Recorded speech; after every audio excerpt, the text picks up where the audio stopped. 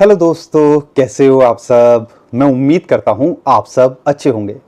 मुझे पता है कमेंट में दो बड़े सवाल निकल के आने वाले हैं और उन सवालों का आज मैं जवाब देने की कोशिश करूंगा, क्योंकि उसमें से एक सवाल है, क्या हमारा बिटकॉइन का टॉप हो गया है?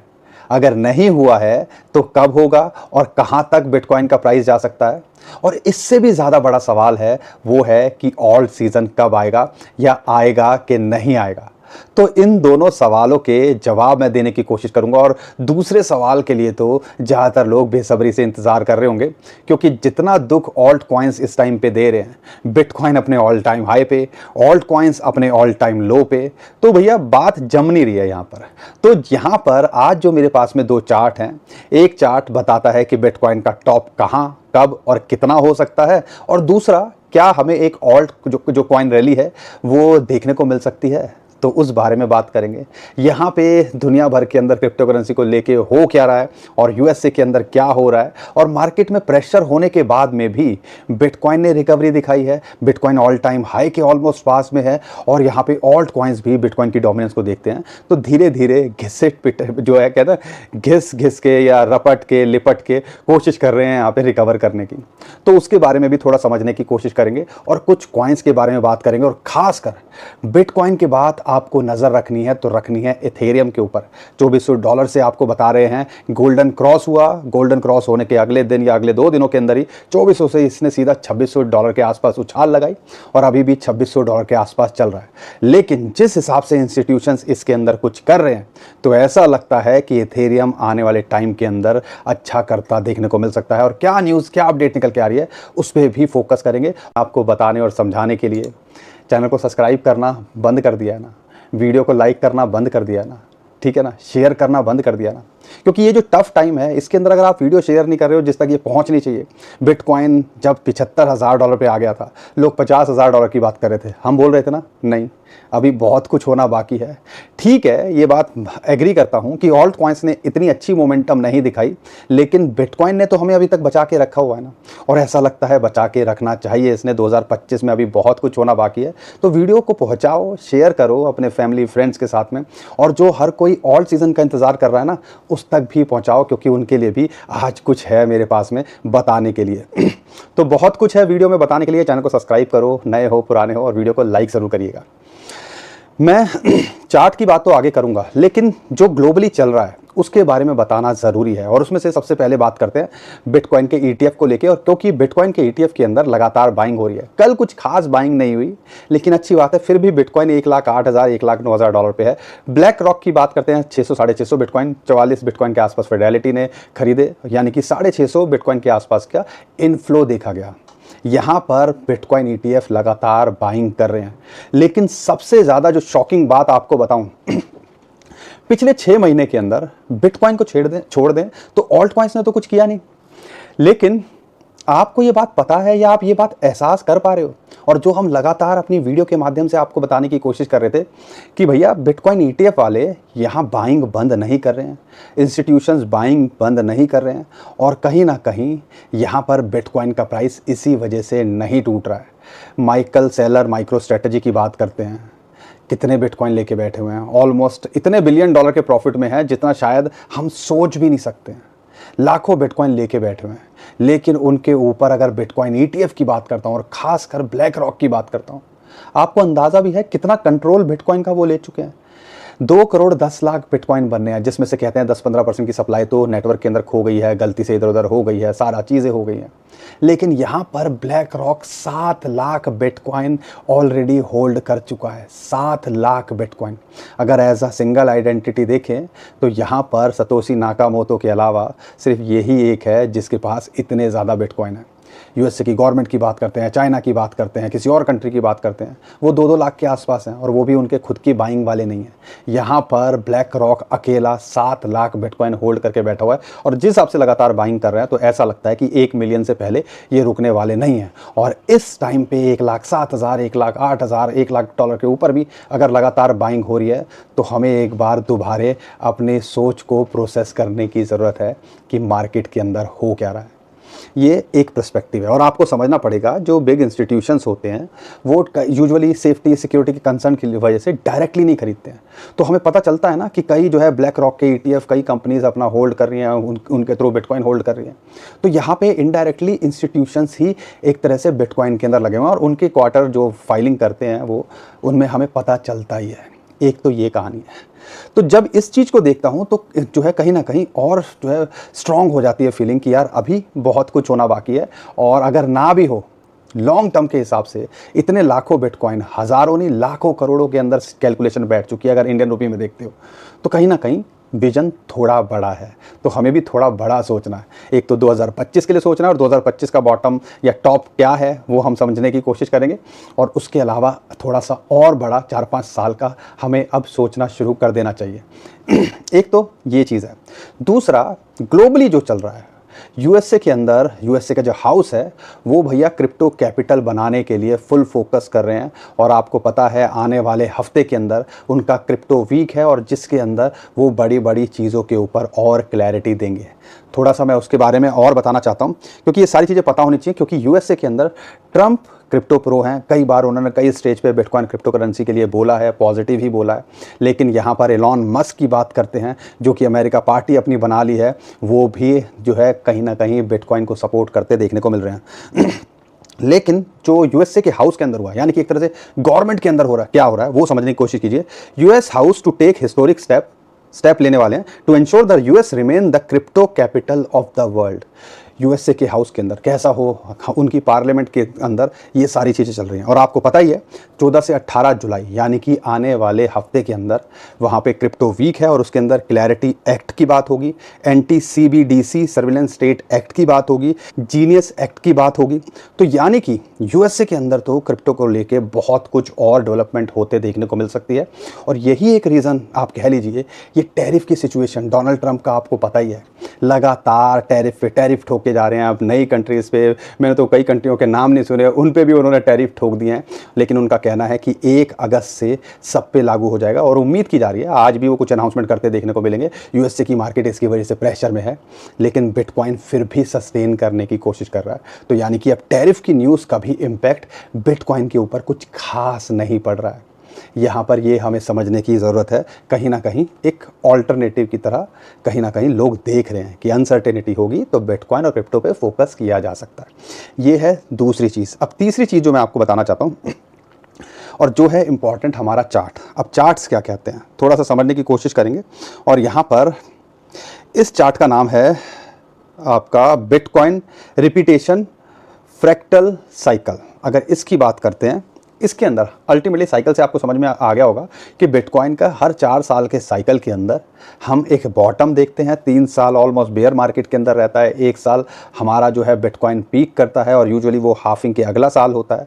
तो 2025 इस हिसाब से तो होना चाहिए और बिटकॉइन उस हिसाब से कर भी रहा है जैसा उसको करना चाहिए। अब उसके अंदर समझिएगा, अगर इस चार्ट की बात मानते हैं, क्या 2014 के अंदर देखते हैं, आपको 2 लाइनें दिख रही होंगी, एक येलो या गोल्डन कह लीजिए, एक ग्रीन लाइन दिख रही होगी स्ट्रेट के अंदर, ठीक है। और नीचे ये जो आपको पहाड़ दिख रहे हैं ना, ठीक है, एक तरह से वो साइकिल है, हर 4 साल को इंडिकेट करते हैं। और उसके अंदर भी छोटी छोटी हमें रैली देखने को मिलती है, जैसा 2024 में हमें नवंबर दिसंबर में देखने को मिली। उससे पहले अगर आप देखते हो 2023 में भी रैली देखने को मिलती है। उसके अंदर ऑल्ट कॉइन्स भी थोड़ा अच्छा करते हैं, बिटकॉइन भी अच्छा करता है। और ये हमने लगातार रैलीज देखी हैं और ये आपको पता होना चाहिए। अब इसको नोटिस करते हैं, उन रैली के अंदर भी छोटे छोटे फेज होते हैं। जैसे कि हमने देखा है कि अगर बिटकॉइन का जब बॉटम होता है, ग्रीन लाइन एक इंडिकेट करती है कि कहीं ना कहीं हम बिटकॉइन का इस टाइम पे बॉटम देख रहे हैं। अगर उसको कैलकुलेट करते हैं बिटकॉइन के बॉटम, वो कहीं ना कहीं इंडिकेशन आता है।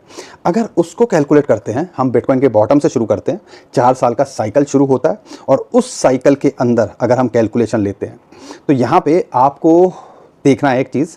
पहले जब बेयर मार्केट के अंदर मार्केट जाती है वो एक्यूमुलेशन फेज होता है, उसके बाद एक आप कह लीजिए मेकअप, ठीक है, मार्केट के अंदर माहौल थोड़ा चेंज होता जाता है, फिर एक डिस्ट्रीब्यूशन फेज आता है और फिर दोबारा से हम बेयर मार्केट के अंदर दोबारा जाते हैं, जो यूजुअली हम बॉटम देखते हैं। तो यहाँ पर जो आपको समझना है और जिस लाइन पे अभी हमें फोकस करना है वो है येलो लाइन। तो ये टॉप पे फोकस करेंगे, बेयर मार्केट जब आएगी तब उस दूसरी चीज़ पे फोकस करेंगे। अगर इसकी कैलकुलेशन लेते हैं और यहाँ पे बिटकॉइन का रिपीटेशन फ्रैक्टल अगर देखते हैं, साइकिल की जो है कंसिडरेशन लेते हैं तो ये येलो लाइन या ये जो गोल्डन लाइन आपको दिख रही है उससे अभी हम दूर हैं। अगर उसकी कैलकुलेशन लेते हैं और जो साइकिल यूजुअली काम करता है अगर उसको भी कंसीडर करते हैं तो आप कह लीजिए कि हम जो है ऑलमोस्ट अगले 3 से 6 महीने के अंदर जिस हिसाब से ये बता रहा है इसके हिसाब से तो 3 से 4 महीने के अंदर यानी कि 100-120 दिन के अंदर हमें जो है बिटकॉइन का आने वाले दिनों के अंदर टॉप देखना चाहिए। अब इसके हिसाब से अक्टूबर 12 से अक्टूबर 16 के बीच में यानी कि आप कह लीजिए सेकंड या थर्ड वीक में अक्टूबर के बिटकॉइन अपना टॉप बना सकता है।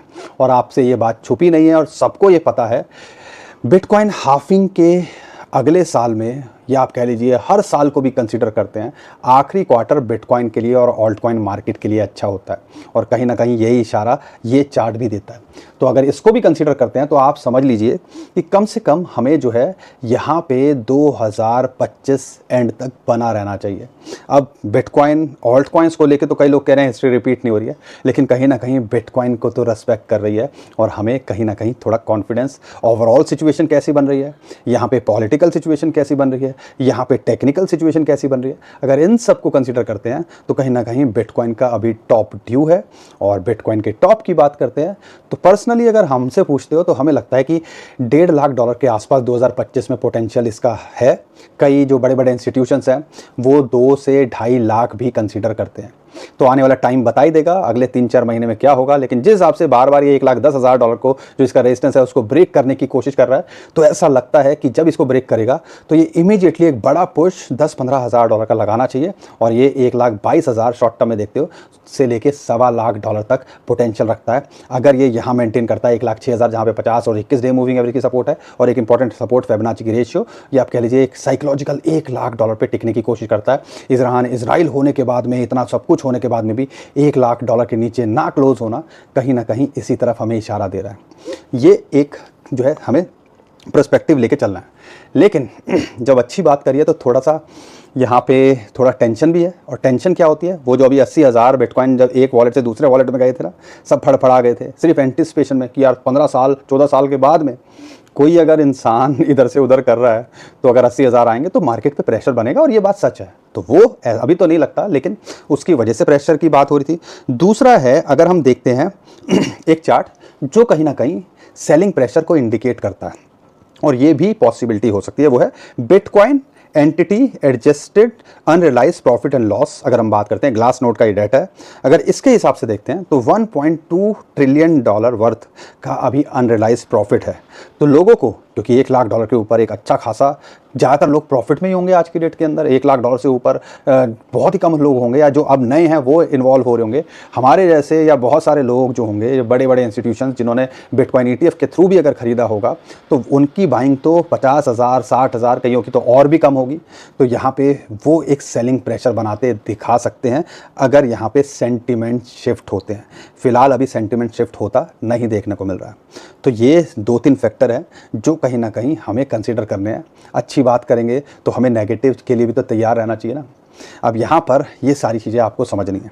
उम्मीद करता हूँ आपको ये सारी बातें समझ में आ रही होंगी और ये चार्ट से आपको क्या प्लस हैं क्या माइनस हैं, क्या इन्फॉर्मेशन चल रही है। माहौल तो पूरा बन रहा है, ठीक है, भौकाल तो पूरा बन रहा है। तो ये अगर आपको बातें समझ में आ रही हैं तो आपको ये कहीं ना कहीं तसल्ली तो होगी कि यहाँ पर 2025 में तो कम से कम हम टिकने की कोशिश करते हैं। अगर आपको बातें समझ में आ रही हैं और हमारी रिसर्च आपको काम की लग रही है तो अपने भाई को भी सपोर्ट किया करो, वीडियो को लाइक और चैनल को सब्सक्राइब कर लिया करो। साथ के साथ में USDC मिंट हो रहे हैं, वेट कर रहे हैं कि USDT मिंट हो क्योंकि बिलियंस ऑफ डॉलर के अंदर होते हैं। लेकिन USDC भी हर दूसरे दिन के आसपास मिंट होते देखने को मिल रहे हैं $250 मिलियन के। कहीं ना कहीं एक तरह से ये पता चल रहा है कि पैसा इनफ्लो मार्केट के अंदर हो रहा है। अब मैं बात करूंगा यहाँ पे ऑल्ट कॉइन सीजन का चार्ट, उसके बाद मैं बात करूंगा इथेरियम की और इथेरियम में क्यों हमें एक बड़ा पुश देखने को मिल सकता है और इंस्टीट्यूशंस क्या कर रहे हैं। कहीं ना कहीं हम भी यहाँ थोड़ा सा अब उस पर फोकस कर रहे हैं। अगर मैं ऑल्ट सीज़न की बात करता हूँ और ये चार्ट है ऑल्ट कॉइन सीज़न, कभी ऑल्ट सीज़न की बात करते हैं तो यहाँ पे यूजुअली बिटकॉइन सीज़न होता है जब ये चार्ट इंडिकेट करता है कि 25 के आसपास हो या उसके नीचे होता है, ठीक है। और यहाँ पर हम ऑल्ट सीज़न देखते हैं जब ये 75 के आसपास होता है। ये चार्ट की जो फ्रीक्वेंसी की बात करते हैं तो यहाँ पे यूजुअली जब भी हमने 25 से ऊपर देखा है, ये हर 6 महीने साल भर में ऐसा मौका आता है कि इसको ब्रेकआउट करने की कोशिश करता है, और जब ये इसको ब्रेकआउट करता है फिर ये अगर ये 70-75 तक जाता है तो एक ऑल्ट सीज़न का पूरा माहौल बनता है। और अगर इस चार्ट को भी देखते हैं, क्या मैं 2023 में देखता हूँ, क्या मैं 2022 में देखता हूँ, 2021 में देखता हूँ, 2019, हर बार ऐसा मौका आता है कि बिटकॉइन के इस लेवल पे अगर देखते हैं, इसकी फ्रीक्वेंसी की बात करते हैं तो बिटकॉइन सीज़न ही चल रहा होता है, और यहाँ पर 25 के नीचे जब हम देखते हैं तो ऑल्ट कॉइन्स लूटे पीटे ही होते हैं, जैसी आज हालत है। लेकिन अभी इसको ये ब्रेकआउट करता दिख रहा है, 27 के आसपास का इस टाइम पे चल रहा है। अगर ये यहाँ से ब्रेकआउट करना चाहिए, जिस हिसाब से इशारे मिल रहे हैं और ये चार्ट भी इसी तरफ इंडिकेट कर रहा है, तो यहाँ पे एक मोमेंटम सी आते देखने को मिल सकती है। और जब ये चार्ट 75 के आसपास होगा तो समझ लीजिए क्या कोई भी हो, आपको एग्जिट करने पे प्लान करना है। इस चार्ट के हिसाब से ऑल्ट कॉइन्स के अंदर अब एंट्री यहाँ बनती है। तो आप डिसाइड करो कि आपके जो कॉइन्स हैं अभी बॉटम पे हैं, यहाँ पे आपने एग्जिट पे प्लान करना है या थोड़ा और इंतज़ार करना है अगले 2-4-6 महीने का। ये बात अलग है कि नैरेटिव थोड़ा सा चेंज होता देखने को मिल रहा है। ऑल्ट कॉइन्स का कुछ इन्फ्लो जो टोकनाइज्ड एसेट्स हो गए हैं, स्टॉक्स हो रहे हैं, जैसे कि एप्पल हो गया, अमेज़ॉन हो गया, एनवीडिया हो गया, उनमें शिफ्ट हो रहा है, क्योंकि उसको भी आप सोलाना के डेक्स पे जाके टोकन की फॉर्म में, कॉइन की फॉर्म में खरीद सकते हो। तो कहीं ना कहीं लोग कह रहे हैं यार हम रियल वर्ल्ड एसेट को ही या टोकनाइजेशन वाले स्टॉक को ही खरीद लें, इनको क्या खरीदें जो कि जिनका कोई यूज़ केस नहीं पता, टीम का कहीं नहीं पता।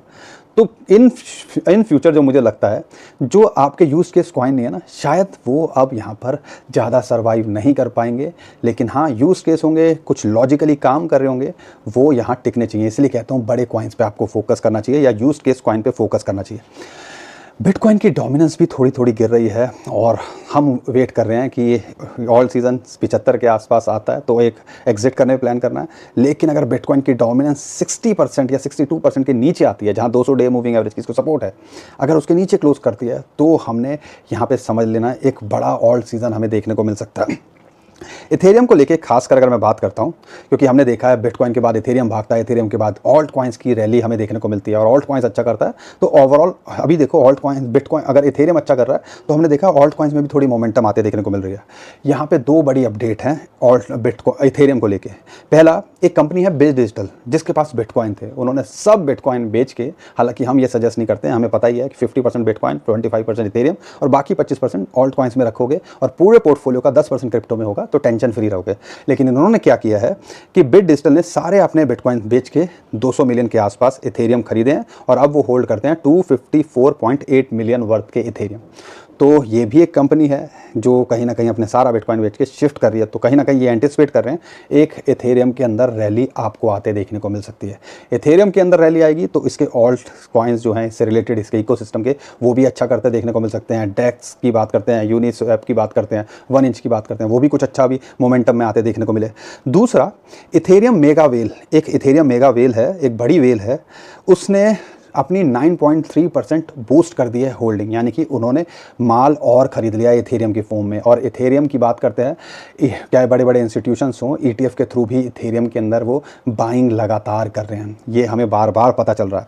तो कहीं ना कहीं जैसा कि हमने देखा था 2022 की रैली, प्री रैली से पहले बात करते हैं, तो ऐसा ही कुछ इथेरियम के अंदर इस बार दोबारा होता देखने को मिल सकता है। तो इस पर भी आपने ध्यान रखना है। अगर चार्ट की बात करते हैं, गोल्डन क्रॉस इसने दिखाया, बुलिश सिग्नल था, 2400 से सीधा ये $2600 गया। अब जो इसको इमीडिएट टारगेट हो सकते हैं वो है लगभग 2800 से लेके 2875 या $2900। अगर उसके पार जाता है तो फिर आप ये 3000 से लेके $3400 देख सकते हो। और जिस हिसाब से माहौल बन रहा है और बिटकॉइन अगर $1.5 लाख के आसपास होगा तो इथेरियम पूरा पोटेंशियल रखता है कि अपने ऑल टाइम हाई को छूने का या उसके पार जाने का। तो कम से कम बिटकॉइन और इथेरियम पे आपको फोकस करना चाहिए, मार्केट तो यही कह रही है। इसके अलावा इथेरियम के इकोसिस्टम की बात करते हैं, लेयर 2 की बात करते हैं, आर्बिट्रम पे फोकस किया जा सकता है, $0.3 के आसपास चल रहा है। पूरा पोटेंशियल ये कॉइन भी रखता है आने वाले टाइम के अंदर आधे डॉलर या $0.6 या एटलीस्ट अपने जो है दिसंबर के हाई 2024 का उसको छूने का, जो कि $1 के पार है।